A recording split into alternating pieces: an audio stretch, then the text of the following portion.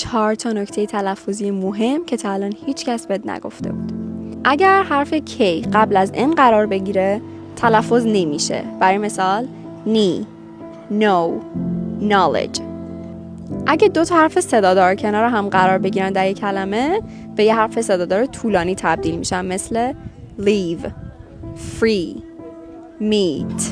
حرف E در آخر کلمات همیشه بی صداست و تلفظ نمیشه، مثل fake، cake، date. حرف O و U کنار هم دیگه چند تا تلفظ متفاوت دارن. گوش کن. should، would، soup، group، but، ought، about، around. من مینا و توی پیجم کلی نکات تلفظی و مکالمه‌ای آموزش میدم. اگه خوشت اومد پیجمو فالو کن.